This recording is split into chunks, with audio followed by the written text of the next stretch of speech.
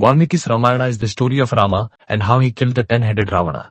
Rama is the ideal prince, brave and accomplished, devoted to his duty, unflattering in his truth. The Ramayana describes the wanderings and adventures of Rama, who goes into forest exile for 14 years at his father's order, accompanied by his devoted wife Sita and loyal brother Lakshmana. Rama's travels, demon magic, Hanuman's exploits in Lanka, bridging of the ocean and fighting from the clouds all make the Ramayana a story of high adventure in unexplored areas. While Rama's obedience to the father, the faithfulness and womanly love of Sita, the loving devotion of Rama's brothers, and the veneration of saints ennoble and sanctify the work in the eyes of Indians and make it of universal interest around the entire world. Ramayana is the story of Rama, harassed by Ravana, the king of Lanka. The Devatas appeal to Vishnu, the protector of the universe, asking him to put an end to his atrocities. Vishnu, reclining on his serpent couch, listened to their tales of woe in thoughtful silence. Ravana was protected from death at the hands of Devas, Siddhas, Kinnaras, Yakshas, and the like etc. by a boon of Brahma, the creator of the universe. So Vishnu planned Ravana's end by through the agency of man and beast. He ordered the Dikpalakas to be born on earth as monkeys, and, with the intention of assuming a human incarnation, he deposited his own spirit in a pot of nectar, anxious that the great clan of Raghu should not end with him. Childless Dasharatha, king of Kosala, performed a ritual called Putra Kameshti. From the ceremony of fire rose Agni with the pot of nectar, containing the spirit of Vishnu and the three queens of Dasharatha, part 2 of it. Lord Vishnu was born of Kausalya as Rama. Sumitra gave birth to Lakshmana and Shatrughna. To Kaikeyi, the youngest queen, Bharata was born. As the 4 princes were being schooled in all the manly arts by great sages, old Dasharatha looked on with pride and the prowess of Rama, his firstborn, of whom he was particularly fond. Goddess Lakshmi was born as a baby girl in Lanka. Learning from astrologers that she would be the cause of his death, Ravana put her in a box and threw the box into the sea. The sea threw it upon dry land in Mithila. King Janaka of Mithila found the box while plowing the land for ritual. Finding a baby girl of peerless beauty in it, he adopted her and named her Sita. Janaka had in his palace the great bow of Shiva, which 1,000 strong men could not lift. He was awestruck when, one day, he saw young Sita pushing aside the bow with her little finger. So he decided that man who could lift that bow and string it would marry her. Sage Viswamitra came to ask Dasharatha to send Rama to protect a sacred ritual he was planning from being polluted by Rakshasas. Dasharatha was reluctant to send his darling son on such a dangerous mission, but fearing that the sage might curse them all, he agreed. So Rama and Lakshmana followed Vishwamitra to the forest. As they entered the forest, they encountered a she-demon, Thataka. Rama was reluctant to lift his bow against a woman, but urged by Vishwamitra, he killed her with a single arrow. The sage was so pleased with the brothers that he taught him how to invoke and use divine weapons such as fire, wind, light, and water. As Vishwamitra's sacred ritual was in progress, 2 Rakshasa brothers, Maricha and Subahu, tried to pollute it by throwing filth into the sacrificial fire from the sky. Rama, who was guarding the ritual, killed Subahu with an arrow and threw Maricha across the 7 seas with another. After the successful conclusion of the sacred ritual, Vishwamitra led Rama and Lakshmana to Mithila. Kings and princes from many lands came there to claim the hand of Sita by stringing the bow for Shiva. But none of them, including the great Ravana, could even move it. And then Rama went to try. He lifted the bow with ease and trying it, broke it in 2. And King Janaka gave away Sita in marriage to Rama. Breaking Shiva's bow angered Parshurama, who had killed hundreds of Kshatriyas with his axe, mocking Rama for having broken the old rusted bow of Shiva. Parshurama dared him to handle the great bow from his hands. Parshurama felt all his strength and power flowing into Rama's hands. Then he realized that Rama was the very incarnation of Vishnu. King Dasharatha proclaimed in the open court that he was to crown Rama as the future king. And Vasishtha, the royal priest, set an auspicious day for the ceremony. But the scheming Mandhara, the maid of Kaikeyi, poisoned her mistress's mind, arguing that if Rama became the crown prince, Kaikeyi would be reduced to the status of a servant of Kausalya. Dasharatha granted 2 wishes to Kaikeyi a long time ago, when she helped him on the battlefield. Mandhara urged Kaikeyi to ask them now. When Dasharatha entered her chamber, Kaikeyi demanded that he fulfill the 2 wishes he had granted. 1. Sending Rama away to the forest for 14 years and 2. Crowning her own son Bharata as the king. The old king was stunned at this unjust and cruel demand. Kaikeyi sent for Rama and told him about the 2 wishes his father had granted her. To save his father's honor, Rama agreed with a smile to go to the forest. When Lakshmana drew his sword in anger against Kaikeyi, Rama checked him. Rama, followed by Sita and Lakshmana, left Ayodhya for the forest. Dasharatha never recovered from this shock. The ailing king remembered how, a long time ago, he killed a young man inadvertently, and how his old blind parents cursed him, saying that he would one day die like them, pining for his son. Bharata was at his maternal uncle's place when all this happened. Learning about the events on his return to Ayodhya, he fell foul of his mother and refused to be crowned king. Then Bharata went to meet Rama in the forest.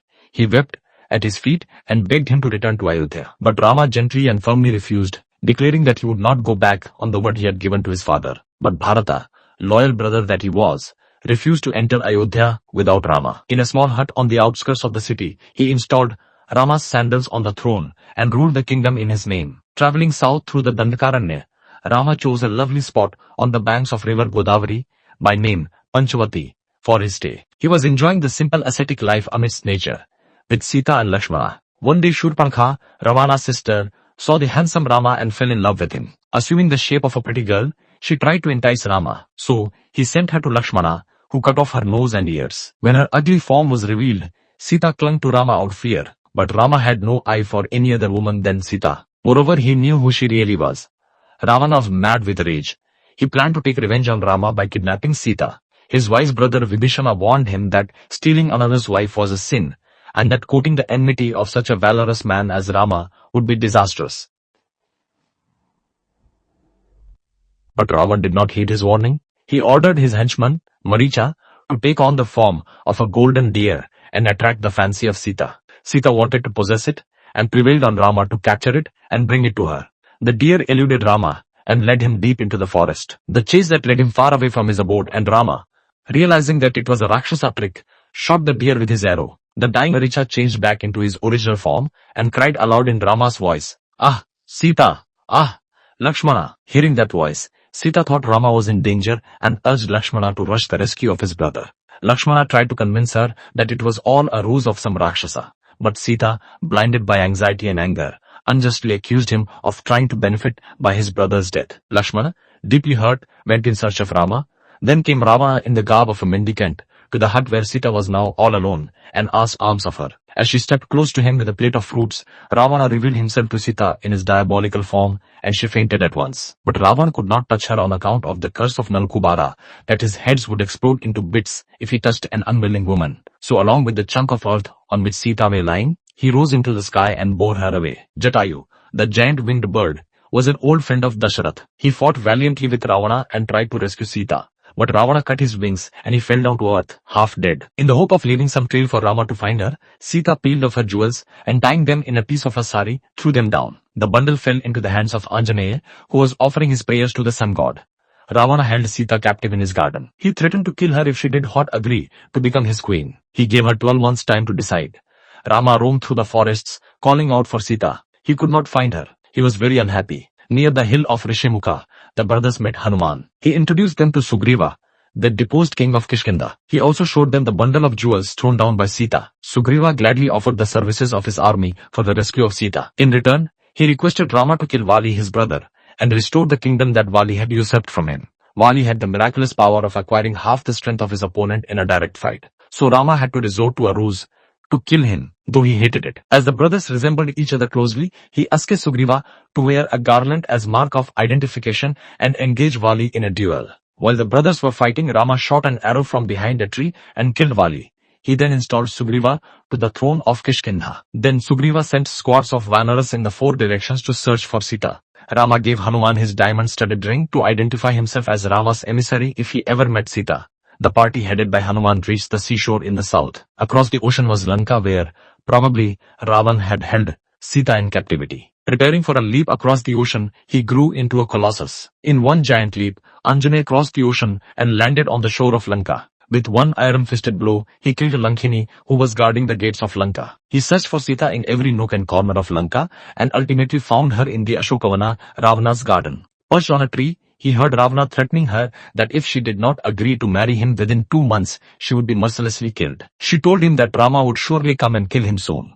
After Ravana left in mad rage, Hanuman revealed himself to Sita and gave her Rama's ring to convince her that he was Rama's emissary. He offered to carry her away on his shoulders, but proud Sita refused the offer, saying that she wanted Rama to kill Ravana and rescued her. She gave Hanuman a jewel adorning her hair to reassure Rama that she was alive. Angered at Sita's plight, Hanuman grew angry and began destroying the beautiful garden and killing several Rakshasas. Then he allowed himself to be caught by Indrajit, Ravana's son, who tied him up and took him to Ravana. In the court of Ravana, he freed himself with ease, and growing his tail into a majestic throne, higher than that of Ravana, sat on it. Then, as Rama's emissary, he gave an ultimatum to Ravana that if he refused to return Sita, Rama would kill him and ruin his kingdom. Ravana was so angered by Hanuman's threat that he wanted to kill him. But Vibhishan reminded him that killing an emissary was not in keeping with royal dignity. Then, Ravana ordered the monkey's tail to be set on fire. Hanuman leaped into the air and with his burning tail set the entire city in Lanka on fire. When Vibhishan tried to prevail on Ravana to send back Sita to Rama, Ravana was furious and banished Vibhishana from Lanka. As Rama approached the southern shore with his Vanara army, Vibhishana came to him and sought his protection, and Rama gladly admitted him into his camp. When the Vanaras tried to build a stone bridge across the sea, they found every stone sinking into depths. Rama angrily lifted his bow when the sea god Samudra came out scared and told Rama that he would make the stones float on the water. Then the monkey army set about building a bridge across the ocean with floating rocks. Anxious to serve Rama in whatever little manner it could, a squirrel rolled its wet body in sand and shook it off on the bridge to fill the gaps. Rama was touched by its devotion and taking it into his hands, caressed it on its back with his fingers. The squirrel retains to this day 3 beautiful stripes on his back, as a mark of Rama's affection for the species. Rama crossed the ocean on the floating bridge to Lanka along with his might Vanara army. And then the battle began. Ravana lost many of his soldiers. Ravana had a giant brother Kumbhakarna, who normally slept for 6 months of the year and was invincible if had his full coat of sleep. But Ravana, afraid of defeat, ordered him to be woken up prematurely. Kumbhakarna ravaged the Vanara hordes, but met his death at the hands of Rama. Then, Indrajit, son of Ravan, assumed command of the Rakshasa army and fought valiantly from the clouds. His Nagastra tied up Lakshmana in a rope of serpents, and he fell down unconscious. The army physician told Rama that if someone could bring the herb Sanjeevi from Sanjeevi hill before sunrise, Lakshmana could be saved. Hanuman flew several leagues to the hill, but could not identify the herb. So he carried the entire hill in his hands, and flew back in time, and Lakshmana was brought back to life. Lakshmana avenged his defeat the next day, by severing the head of Indrajit in a fierce fight. And then began the greatest of battles between the two might warriors. Rama shot down several heads of the adversary, only to find that they miraculously attached themselves again. Rama was puzzled. Then Vibhishan told Rama about the secret of Ravana's life and pointed out to him the most vulnerable spot on this body, his belly. But Rama refused to hit the enemy below the navel, as it was against the rules of chivalry in the war, and kept on aiming his arrows at Ravana's chest. Anjaneya then prayed to his father, Vayu, the god of wind, who diverted one of Rama's arrows the abdomen of Ravana, and he was instantly killed. The dying Ravana realized that Rama was Lord Vishnu himself and prayed to him for salvation. Thought Rama knew that Sita was chaste. He was reluctant to take her back, as people might say she was tainted because she stayed for 10 months in Ravana's house. If he were to set an example of ideal human conduct, he should be pure not only in his own eyes, but in the eyes of his people as well. Realizing her husband's moral dilemma, Sita entered fire to prove her purity, and Agni, the fire god, gave her to Rama, proclaiming to the assembly that she was pure and untainted. After crowning Vibhishana king of Lanka, Rama flew back to Ayodhya in Pushpaka, the divine aeroplane. It was a day of rejoicing for the people of Ayodhya when Rama was crowned king. In his conduct as man and king, he set such an ideal example, embodying goodness, truth, and righteousness, that no other man could even be compared to him through all the subsequent ages.